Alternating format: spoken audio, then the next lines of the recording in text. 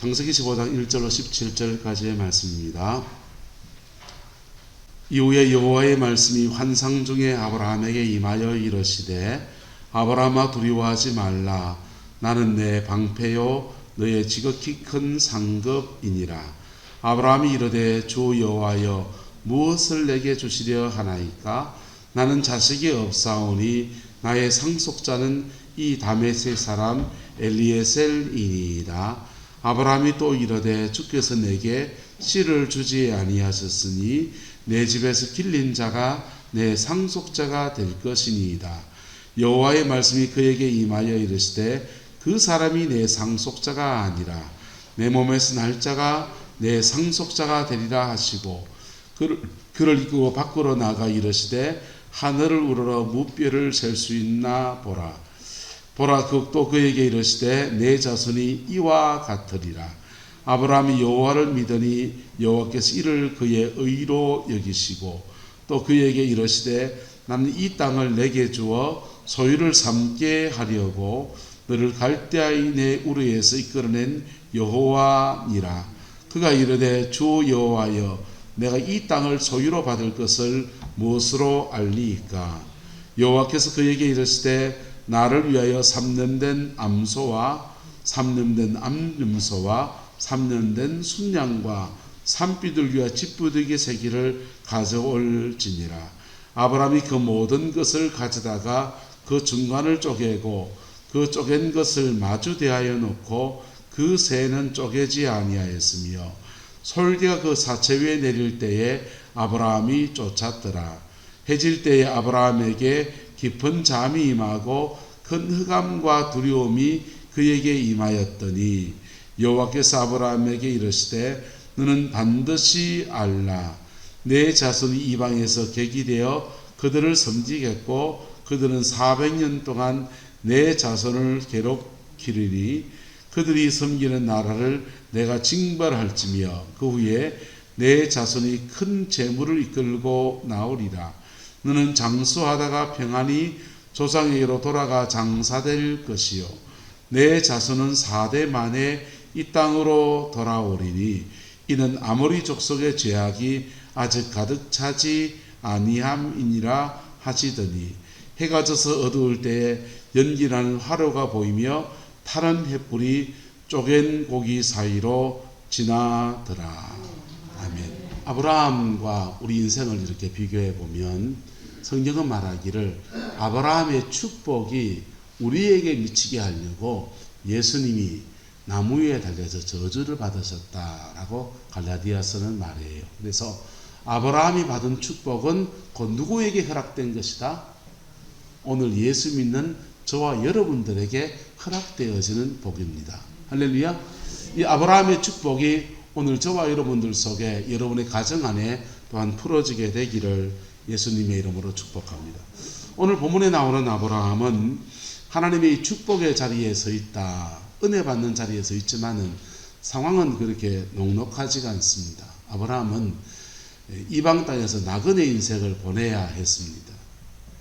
가족 식솔들 데리고서 하란 땅을 떠나서 가나안 땅에 들어왔는데 여러분 외진이 들어와서 너무 세력이 커지면 여러분 견제받습니까? 안 받습니까? 견제받잖아요. 근데 아브라함이 가나안 땅에 들어왔는데 장정만 318명이다 그랬습니다.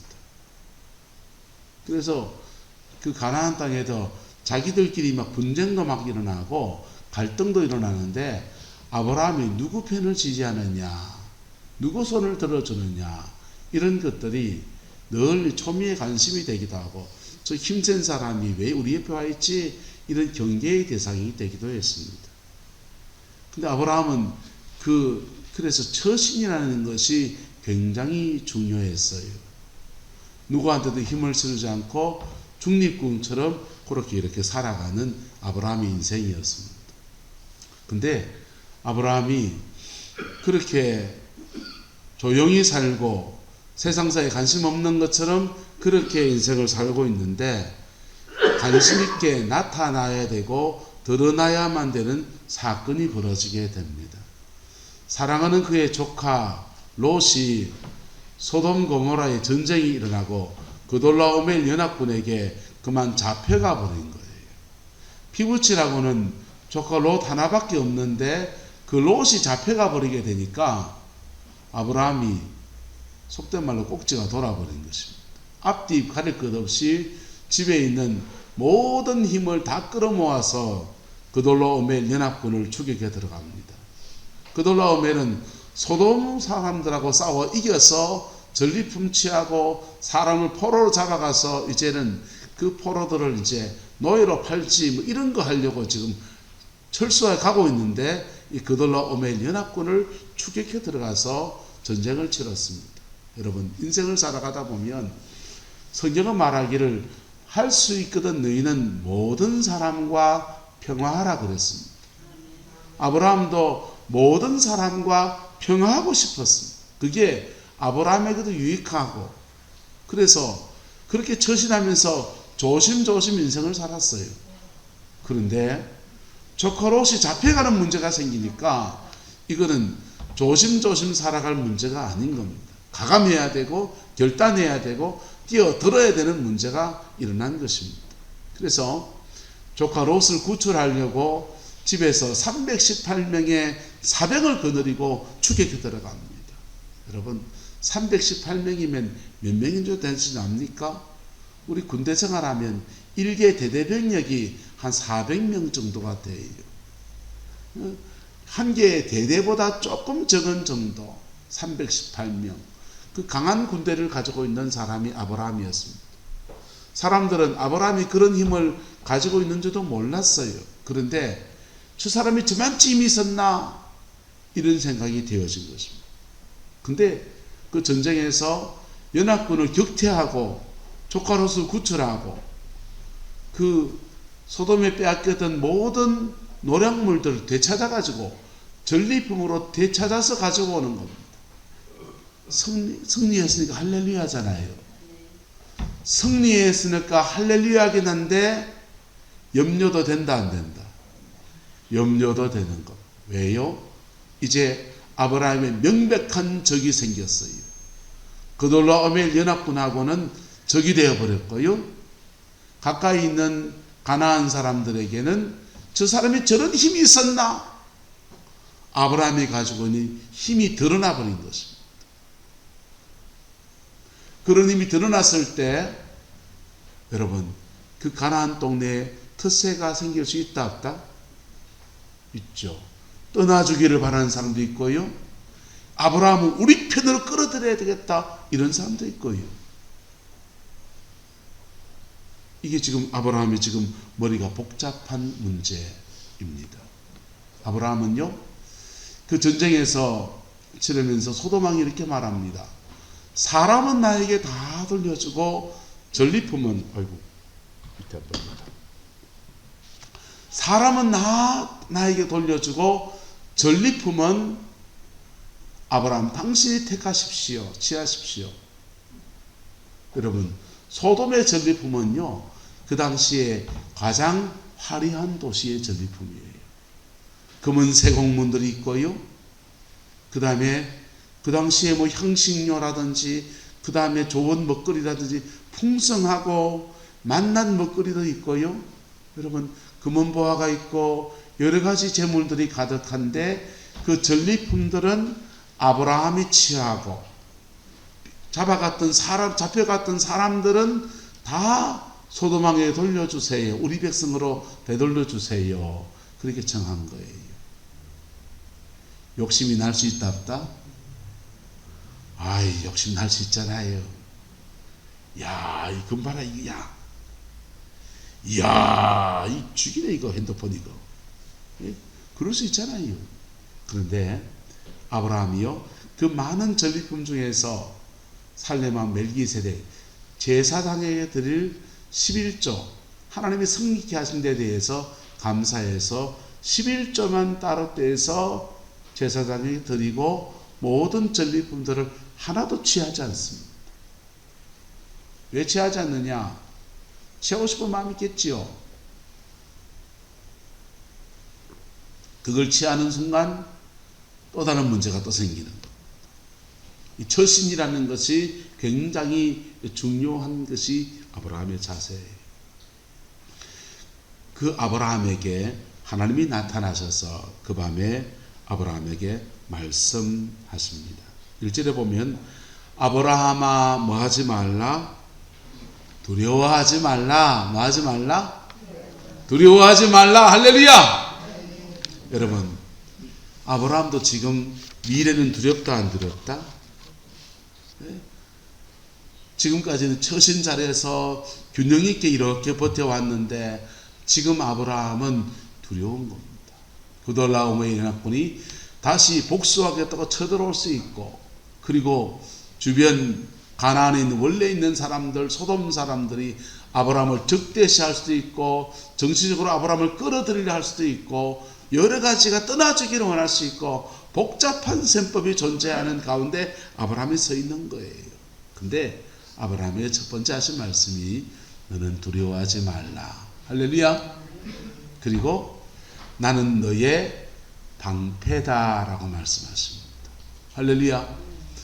저와 여러분들에게 하나님이 아브라함에게 약속하신 축복을 주시는데, 허락하셨는데 첫 번째 주어지는 축복이 바로 하나님이 우리의 방패가 되신다라고 하는 것입니다.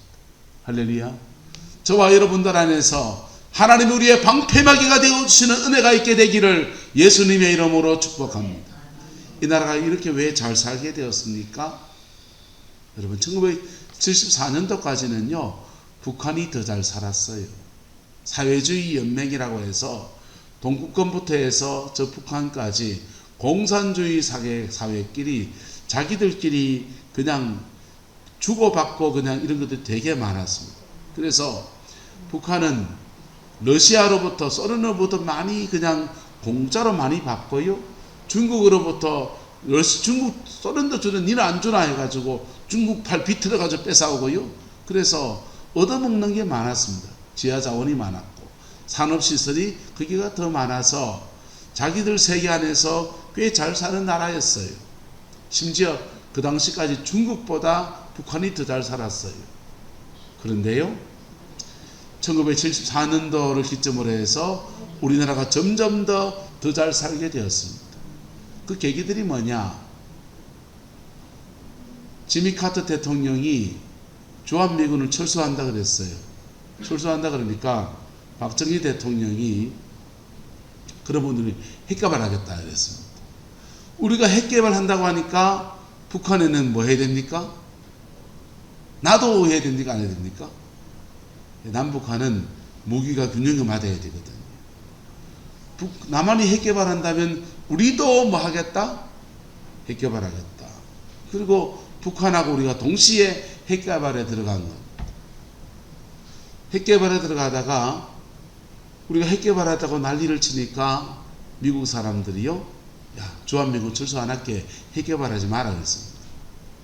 우리 핵개발 안 하고요, 오직 경제에만 집중해서 이 나라를 일궈왔어요.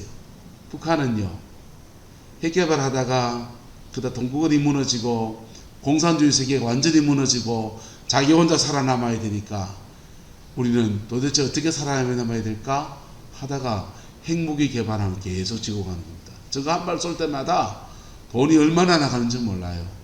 그냥 몇천만 원이고죠. 몇천억이 그냥 한 방에 국 날아갑니다.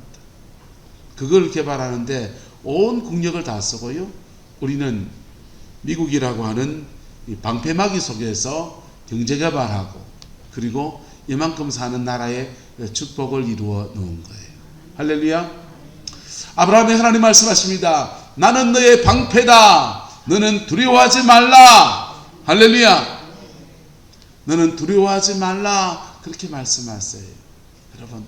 여러분이 미래를 보면서 무슨 생각이 듭니까? 어떤 것이 염려가 됩니까? 저는 그 나훈아 씨의 노래 중에서 테스 형이라는 그 노래 가사에 참 가슴에 와닿는 게 있습니다. 그 가사에 이렇게 되어 있지 않습니까? 지금 목이 안 좋아서 좀 못 부르지만은, 그저와 준 호nor이 고맙기는 하여도 죽어도 하고 많은 돈의 일이 두렵다. 오늘 어째 사는 것은 그저와 전 오늘은 고맙기는 한데, 근데 죽어도 내일은 또 오잖아요. 그 내일은 어떻다고요? 두렵대요. 아브라함은 그들로 오멜과 싸움에서는 주의 도우심을 어떻게 승리했는데, 지금 다시 처신을 어떻게 해야 될지 고민에 지금 잡혀 있는 거. 근데 하나님이 너의 뭐가 되어주겠다? 방패가 되어주겠다 약속하시는 거예요. 할렐루야. 저와 여러분들한테도 이 약속은 동일하게 주어져 있는 것입니다. 이것을 믿음으로 취하고서 아브라함의 믿음 안에서 우리가 취하면 우리의 것이 되어지는 아름다운 은혜가 있는 거예요. 할렐루야. 여러분의 인생의 미래들을 하나님이 걸어가십니다. 그 인도하심과 하나님의 방패가 되어주신 여정 안에서 하늘의 복과 땅의 기름짐이 함께하게 되기를 예수 이름으로 축복합니다. 두 번째는 아브라함이 또 말씀합니다. 두 번째 음성은 따라합시다. 나는 너의 지극히 큰 상급이라. 아브라함은 소돔왕의 제안들을 거절했습니다. 물품은 네가 다 가지고 사람은 반띵하자 이거지요. 사람은 내돌려주고 물건은 다 너희가 가져라. 왜? 전쟁에 대신 싸워서 승리해 줬으니까. 소돔왕은 이제 고맙고 응당한 대가를 지불하는 게 맞잖아요. 그런데 아브라함이요, 그 모든 것을 다 거절했어요. 그런데 그리고 하나님 앞에 제사장 멜기세덱에게 11조만 딱 떼서 구별해서 올려드린 거예요. 그런데 하나님이 아브라함의 믿음과 아브라함의 중심에 대해서 헤아려 보시면서 내가 너의 지극히 큰 뭐가 되리라, 상급이 되어주겠다 라고 말씀했습니다. 상급의 내용은 뭐냐? 너 누워있는 그 땅을 너와 내 자손에게 주겠다라고 말했습니다. 할렐루야. 소돔왕은 물건은 아브라함에게 줄 수 있지만은 무엇은 안 주겠습니까? 땅을 주겠어요, 안 주겠어요? 안 줘요. 여러분, 우리나라 사람들은 대한민국에 사니까 대한민국 돈 있으면 막 사지 않을 수 있습니까? 있습니다. 팔 수도 있고요. 만약 여러분들이 베트남이나 몽골이나 중국에 가서 한국인 신분으로 땅 살려 하면은 이게 얼마나 힘든 줄 압니까? 중국 사람들이 제주도에 와서 제주도에 무슨 땅들을 중국인 명의, 외국인 명의로 사겠다 했고, 그게 뭐 허락이 돼서 그것 때문에 난리가 났더랬어요. 만약 외국인들이 우리나라에 와서 한국 땅을 막 사겠다 하면은 여러분 그게 쉽게 허락이 됩니까? 안 됩니까? 안 되는 얘기잖아요. 아브라함이 이 가나안 땅에 와서 이 지금까지 자기 소유로 된 땅을 하나 사지를 못했어요. 사지도 않았습니다. 사는 순간 분쟁이 생기거든요. 아브라함 후에 땅을 한 평 삽니다. 얼마큼 사느냐? 막벨라 굴이라고 해서 그의 아내와 가족들의 묘지로 쓰려고 그거 하나만 샀고 그거 하나만 허락이 되었어요. 그게 땅을 사는 문제는 굉장히 심각한 문제거든요. 근데 아브라함이 소돔왕이 주지 못하는 상급을 너에게 주는데 너에게 이 땅을 너와 내 자손에게 주겠다라고 말씀하셨어요. 두 번째는요, 하나님이 하늘을 바라보고서 하늘의 저 별들 한번 쳐다봐라. 너희의 자손이 하늘의 저 별들처럼 그렇게 많아지게 하겠다 약속했습니다. 여러분, 소돔왕이 물품은 줄 수 있고 금원보화는 줄 수 있지만은 자식은 줄 수 있다 없다? 그 자식 중에서 요셉 같은 자식은 줄 수 있다 없다? 아무나 자식이 아니고 하나님이 특별히 구별한 그런 자식은 못 주는데 하나님이 아브라함에게 전능하신 하나님께서 아브라함에게 더 좋은 것으로 허락하시겠다고 약속하십니다. 그래서 지극히 큰 상급이라고 말씀하시는 거예요. 할렐루야. 저와 여러분들에게 하나님께서 방패가 되어주시고 지극히 큰 상급이 되어주시는 좋으신 아버지 하나님이십니다. 할렐루야. 그 은혜를 믿음으로 취하는 은혜가 있게 되기를 예수님의 이름으로 축복합니다. 아브라함이 이것 위해서요, 속된 말로 하면 세상적인 복을 거절한 거예요. 세상적인 복을 거절했더니 아브라함에게는 하나님이 방패가 되어주시고 하나님이 그의 지극히 큰 상급이 되어주시는 은혜로 하나님이 갚아주겠다고 약속을 하셨습니다. 이게 아브라함이 약속을 받고 나니까 너무 좋긴 한데, 하나님 지금까지 공수표만 많이 날리더만요.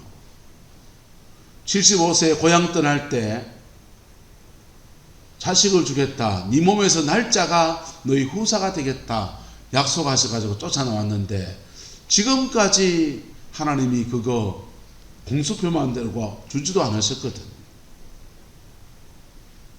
아브라함은 말합니다. 나의 상속자는 이 다메섹 사람 엘리에셀이니이다. 아브라함 피부치가 있습니다. 조카가 있습니다. 조카한테 상속을 줘야 됩니까? 종한테 줘야 됩니까? 인지상정으로 하면 조카한테 줘야 되잖아요. 근데 아브라함과 조카 롯 사이에는 결별, 정말 위기에 빠졌으니 건져내 주긴 했지만은 유산을 상속하고 하는데 문제는 결별되지는 거예요. 조카 롯 하나 붙들고 쫓아나왔는데 이것도 아니고 그는 떠나버렸고, 남아있는 사람은 다메섹 사람 엘리에셀밖에 없는데, 하나님 그거 준단 말이 무슨 말입니까? 지금까지 공수표 날린 거 아닙니까? 라고 하나님께 물음을 던지니까 하나님이 이렇게 말합니다. 짐승들을 잡아다가 3년 된 암염소와 암양과 이런 것들을 잡아다가 가운데를 쪼개서 이렇게 벌려놓으라는 것입니다. 고대 사회에는 법이라는 것이 없고 공정이라는 것이 없고 나라라는 그런 공권력이라는 것이 미진했기 때문에 개인과 개인의 약속이라는 것이 그냥 헌신짝처럼 버려지기가 십상이었습니다. 그래서 그들은 어떻게 약속에 대해서 공정을 했느냐? 저하고 만약에 누구 불렀고 저하고 만약에 어느 누구가 재산상의 문제로 이렇게 10억을 빌려주고 10억 대신에 뭘 담보로 잡기로 했다 합시다. 그러면 이 재산상의 문제를 가지고서 우리는 요거 각서 쓰고 차용증 받고 이거 뭐 하면 됩니까? 법원에 가서 공정해야 되잖아요.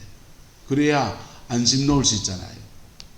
약속 어기면 어째 됩니까? 안 되잖아요. 그래서 약속 믿고 공정을 하는데 아브라함 당시는 어떻게 했냐? 짐승을 잡아다가 쪼개어 놓고 약속을 맺은 당사자 둘이서 그 쪼갠 고기를 사이를 지나갑니다. 쪼갠 고기 사이를 지나가면서 이렇게 말하는 거예요. 난 내가 믿는 여호와의 이름으로 맹세하노니 당신에게 10억을 빌려주고 담보로 이 물건을 잡겠습니다. 그렇게 고백하고요. 반대편 사람은 말합니다. 맨날 며칠까지 내가 그 돈을 반드시 갚겠습니다. 갚지 않으면 그 물건을 당신이 가져도 됩니다. 둘이서 또 동시에 이렇게 말해요. 만약 이렇게 약속한 것을 어기면 우리가 믿는 여호와께서, 우리가 믿는 여호와 하나님이 우리의 생명을 취하여서 이 짐승들이 죽어나가는 것처럼, 쪼갠 짐승들이 깨어져서 몸이 찢어진 것처럼 우리 생명을 취하여도 좋습니다. 이렇게 맹세하는 겁니다. 하나님이 아브라함에게 말합니다. 너는 짐승을 쪼개어서 좌우로 벌려 놓아라. 그래서 아브라함은 그 말에 순종했어요. 암염소와 암양과 짐승들을 쪼개서 쭉 길을 만들어 놓습니다. 그리고 본문 17절에 보시면요, 해가 같이 읽어보자. 시작. 해가 져서 어두울 때 연기 나는 화로가 보이며 타는 횃불이 무엇을 지나가더라? 쪼갠 고기 사이를 뭐하더라? 지나가더라. 고대사의 규례를 말하면 그 쪼갠 고기 사이를 누가 지나가야 되느냐? 아브라함하고 하나님이 함께 지나가야 돼. 함께 지나가면서 아브라함아 나는 네게 이 땅을 주겠다고 했다. 아브라함아 나는 네게 너희의 자녀가 하늘의 별처럼 많아지겠다고 했다. 아브라함아 내가 네게 너의 큰 방패가 되어 주겠다고 했다. 이 약속을 했는데 만약 이 약속을 내가 지키지 않는다면 영원하신 하나님, 지존무상하신 하나님이어도 내가 죽어도 좋다 얘기하는 겁니다. 아브라함은요 그에 반응하면서 하나님이 이렇게 약속했으니 나는 이러이러한 소원을 하나님께 올려드립니다. 이 약속에 대해서 나도 내 생명을 겁니다. 하나님도 내 생명을 겁니다. 이렇게 지금 약속이 맺어져야 되는 거예요. 근데 그 쪼갠 고기 사이를 누구만 지나갑니까?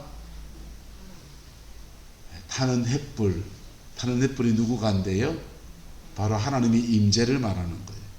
하나님만 그 불 사이를 지나가면서 아브라함 네가 어떠하든지, 아브라함 네가 어떻게 처신하든지 나는 너의 방패가 되어주고 나는 너의 지극히 큰 상급이 되어주고, 그 상급이 아브라함에게는 자식의 문제이고 땅의 문제지만은요 저와 여러분들에게는 그 상급이 다른 문제일 수 있어요. 몸이 아픈 분들에게는 치유와 회복이 될 수 있고요. 가정에 우환이 있는 가정에는 가정의 화목의 은혜가 풀어지는 것일 수 있고요. 원뚱땡이 목사한테는 오매불망 교회 부흥이겠죠. 각자 다른 문제로 지극히 큰 상급이라고 하는 약속의 말씀을 하나님이 이행하시겠다는 거예요. 뭘 걸고서요? 하나님 당신의 목숨을 걸고서.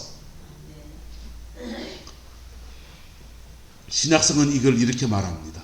하나님께서 아브라함과 언약을 맺으실 때에 하나님 당신보다 더 큰 이가 없어서 하나님 당신의 이름을 걸고서 당신의 목숨을 걸고서 그렇게 언약을 맺으셨다는 거예요. 그리고 그 언약을 끝까지 지키셔서 심지어 아브라함이 죽고 난 뒤에도 그 언약은 성취가 되어서 아브라함의 자손 가운데 요셉이 나오고 아브라함의 자손 가운데 가나안 땅을 정복하고 땅 하늘의 별처럼 땅의 모래알처럼 많은 수많은 후손들과 또 세상의 별처럼 빛나는 그러한 위대한 사람들이 그 가문에서 수없이 많이 일어나게 하나님 역사하신 겁니다.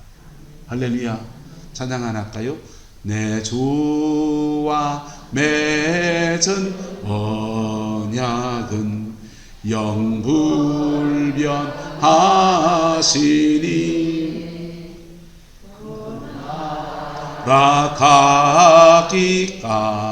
가기까지는 널 보호하시네.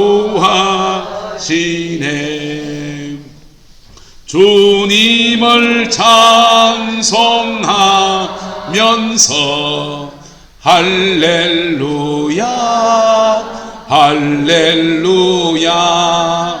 내 앞길 멀고 험해도 나 주님만 따라가리. 예수님과 언약의 관계가 맺어진 사람에게 그 방패가 되어주시고 상급이 되어준 역사가 비단 아브라함의 문제가 아니라 오늘 저와 여러분들에게도 동일한 은혜로 다가오는 문제입니다. 여러분, 이 약속을 믿음으로 취하는 은혜가 있게 되기를 주의 이름으로 축복합니다. 그럼 아브라함은 도대체 무슨 근거로 이런 약속과 언약을 얻게 되는가? 그런데 아브라함이 잘한 거는요, 그는 예배하는 사람이었어요. 뭐 하는 사람? 예배하는 사람. 아브라함은 가는 데마다 단을 쌓고 예배하는데 그 예배하는 시간마다 깊어졌더니 시간이 지나서 하나님과 마치 대화하듯이 그렇게 지금 대화하고 있잖아요. 하나님과 대화하는 사람으로 그렇게 세워진 거예요. 예배에서 승리하는 은혜가 있게 되기를 예수 이름으로 축복합니다. 우리 장용 목사님 이제 가시는데요. 장지사님과 오월성 권사님하고 신앙생활 여기 와서 시작하셨잖아요. 오 권사님은 전부터 믿었었지만은, 그런데 두 분이 참 잘하시는 게 있어요. 매일 집에서 예배하시는 거예요. 예배하시는데 죄송한 말이지만은 혼자서 꾸준하게 기도 생활하는 그런 훈련은 된 분은 아니세요. 그치요? 그래서 어떻게 기도하느냐? 하나 따라합시다. 하나님 아버지 감사합니다. 용서해 주세요. 예수님 이름으로 기도합니다. 방언 기도하시는 분도 아니세요. 하나님 아버지 감사합니다. 용서해 주세요. 예수님 이름으로 기도합니다. 손가락 기도법 제가 가르쳐드렸어요. 손가락 기도법 가지고요, A4 용지에 맞춰가지고는 적어놓고는요, 여기다가 본인들의 기도의 제목, 바람들을 하나하나 적어놓는 거예요. 예배가 뭐냐? 찬송가 꼭 뽑아달라 해서 그거 크게 프린트해달라 하셨어요. 크게 프린트해가지고 그 찬양 3-4곡 이렇게 부르고요, 그거 기도문 한번 쭉 읽고요, 그리고 성경 구절 한 구절 공부하고요. 그게 이 두 분이 가정에서 드린 예배예요. 그런데 그 예배가 매일매일 하는 거예요. 하루 일과하듯이 매일매일 가정에서 그렇게 예배했더니 그 기도의 단이 쌓이고 어느 시간 지나니까 뭐하더라? 역사하는 거예요. 할렐루야. 이 은혜가 저와 여러분의 가정과 삶의 자리 안에 있게 되기를 예수 이름으로 축복합니다. 미국의 마이클 피클이라고 한 사람이요, 미국 사회가 베트남 전쟁에 지고 왔거든요. 미국이 전쟁에 참전했다가 져버린 전쟁이 그렇게 많지 않은데 베트남 갔다가 다 져버렸어요. 참전하다 승리하긴 했지만은 별다른 열매가 없는 전쟁은 전지 많고요. 미국이 참전했다가 유일하게 잘 참전했다 하는 전쟁이 어느 나라 전쟁입니까? 한국전은 참전해가지고 승리하고 돌아갔는데 남아있는 대한민국 이만큼 살 줄은 저들도 몰랐죠. 그래서 잘 참전했다 하는 나라가 이 나라고, 나머지 전쟁은 비참하기를 말할 수가 없습니다. 근데 베트남 전쟁은 명분도 약했고 참전 끝나고도 돌아가서는 지고 갔거든. 그래서 미국 사회가 패닉에 빠집니다. 용기도 잃어버리고, 우리 왜 그런 전쟁을 치렀지? 우리 예수 믿는 사람이 왜 그런 전쟁에 참전했을까? 막 그런 자괴감들이 막 일어납니다. 그때 이 마이클 비클이라는 사람이 미국 사회의 이 침체한 이 영적인 기류들을 어떻게 하면 바꿀 수 있을까? 이분이 고민에 빠졌어요. 고민에 빠져 있다가 이분이 그 고민을 안고 어디를 가느냐? 비행기 타고 김포공항에 내렸습니다. 전 세계에서 부흥이 일어난다고 하니까, 어디에 일어난다고 하니까? 한국에 일어난다고 하니까, 도대체 저 나라에 부흥이 일어난다니, 전쟁의 잿더미에서 부흥이 일어난다니 어떤 일일까 해서 궁금해서 한국에 내렸습니다. 그리고 여의도 순복음교회 갔다가 그 셔틀버스 타고 파주에 있는 오산리 금식기도원에 가가지고 거기 예배에 참석합니다.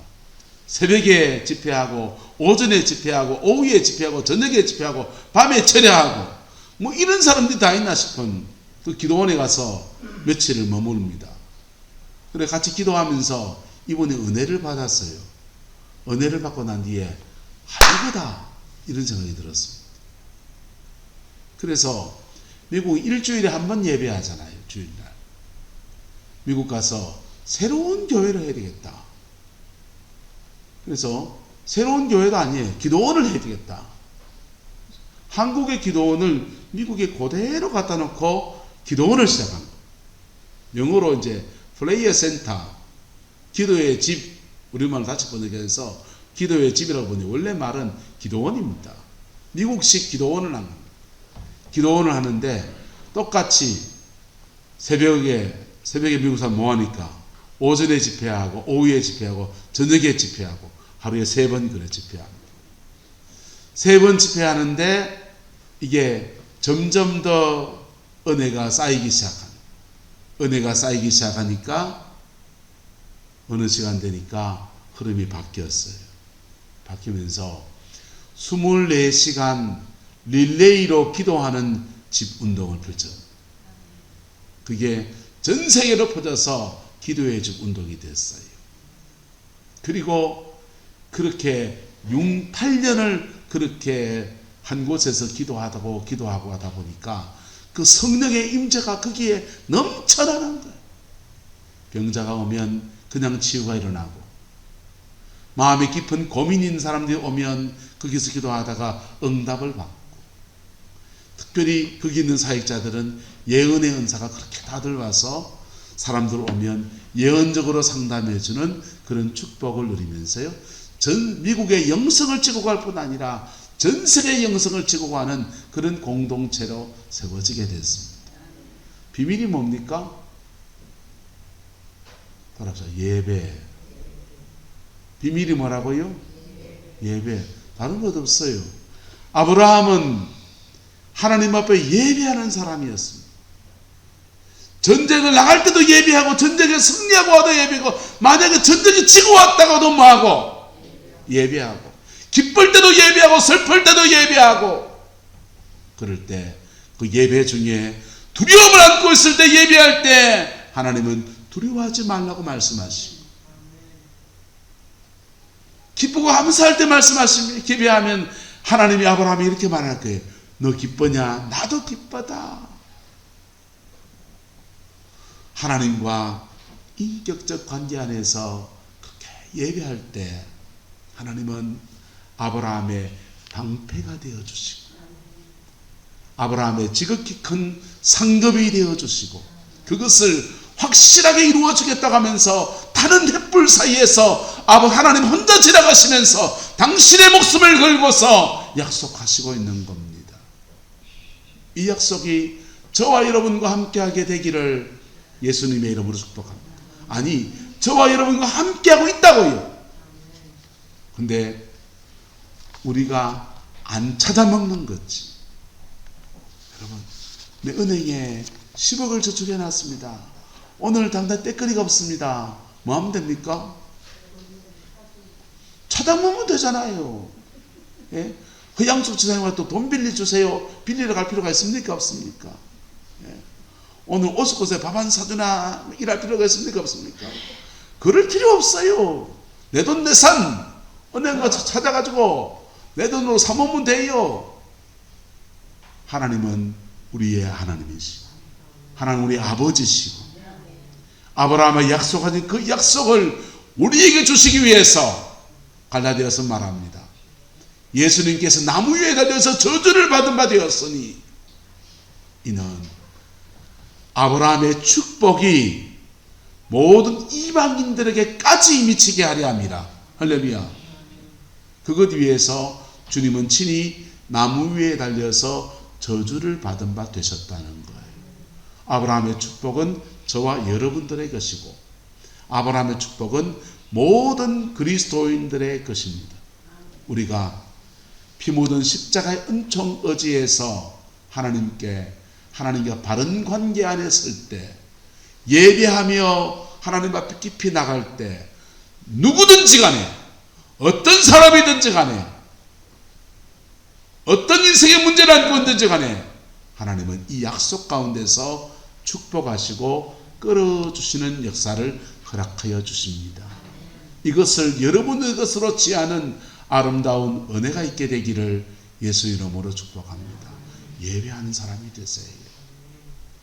한국 사람들은요, 예배와 집회를 자꾸 구별해요.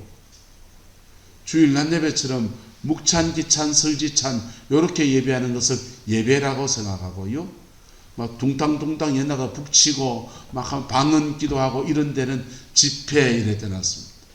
사람이 구분해 놓은 거예요. 예배는 하나님의 임재를 경험하고 하나님과 만남이 이루어지는 바로 그 시간이 예배입니다. 형식이 무슨 형식이든지 화장실에 앉아서 똥 누다가도 예배할 수 있고요. 밥 먹으면서도 찬양하면서 그 예배할 수 있어요. 형식은 다양할 수 있어요. 그게 얼마나 내 중심을 들여서 예배하느냐. 그게 아브라함처럼 예배에 승리한 사람은 이 축복 안에 거하게 되는 거예요. 우리에게 옥숙 권사님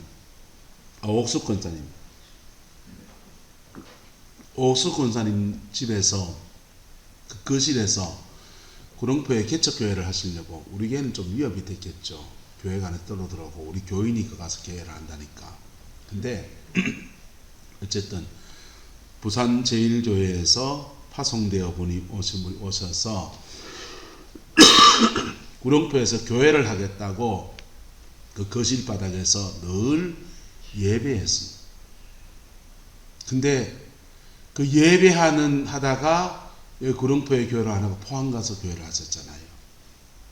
그런데 그 예배하던 그 자리에 하나님의 임재가 쌓이고 또 쌓이니까 역사가 일어나는데, 옥순 권사님의 소유였던 그 논에 전부 다 똥공장이 들었으면서 그거 보상받아서 땅땅거리는 땅부자가 됐습니다. 시장에 앉아서 채소 팔고 있다고 무시하지 마이소. 여러분, 예배가 하고 기도가 쌓이고 하나님의 임재가 쌓이면 하나님은 나는 너의 방패가 되어주시고 나는 너의 지극히 큰 무엇이다? 상급이다 라고 말씀하십니다. 각 사람의 처지에 따라서 시골 초례 구동촌의 옥순 권사님의 가정에는 지극히 큰 상급의 모습이 그 땅 팔리는 걸로 나타나지만은 원목사한테는 다르게 나타나고 여러분들에게는 또 다른 모습으로 나타나는 것입니다. 그것을 믿음으로 취하는 은혜가 있게 되기를 예수 이름으로 축복합니다. 뭐함으로써? 예배함으로써. 뭐함으로써? 예배함으로써. 장주사님 부산 가서도 계속 가정에서 예배하십시오. 그게 그 가정에 흘러내리는 큰 축복의 우물입니다. 할렐루야. 또한 그 우물은 저와 여러분들도 팔 수 있는 우물입니다. 내 집안에서 우물 파서 함께 그것을 풍성한 은혜 속에서 내 가정 세우고 자녀를 세우고 내 삶의 자리 안에서 하나님의 영광을 가져오는 아름다운 역사가 있게 되기를 주의 이름으로 축복합니다. 기도하겠습니다. 좋으신 아버지 하나님, 아브라함의 큰 방패가 되어주시고 큰 상급이 되어주신 말씀을 나누었습니다. 이 약속 저희에게도 허락하여 주시옵소서. 우리 인생의 방패막이가 되어주시고 우리가 사는 날 동안 지켜 보호하여 주시며 어느 처소원으로 가든지 지켜 보호하여 주시고 부산으로 갈지라도 지켜 보호하여 주시며 또한 우리의 지극히 큰 상급이 되어 주셔서 우리가 어느 처소 어느 곳에 가든지 하나님이 지키시고 도우시는 아름다운 역사가 있게 축복하여 주옵소서. 우리가 믿음으로 살겠습니다. 우리 예배하며 살겠습니다. 아브라함의 믿음을 나의 믿음으로 바꾸어서 예수 안에서 신실하게 살기를 결단합니다. 오 성령님 우리 인도하여 주시고 오 성령님 우리 이끌어 주셔서 주 안에서 이 승리와 이 은혜가 우리 가운데 머물게 하나님 역사하여 주옵소서. 주께서 함께해 주시기 원합니다. 지금은 우리 구주 예수 그리스도의 은혜와 우리 하나님의 그 크신 사랑과 성령 하나님의 내주교통 역사 충만하신 역사가 오늘 믿음으로 예배를 드리고 나의 방패가 되시고 나의 상급이 되시는 주님을 찬양하는 성령의 모든 성도들 위에 가정과 삶의 모든 자리들 위에 지금부터 영원토록 함께 계시기를 간절히 축원하옵나이다. 아멘.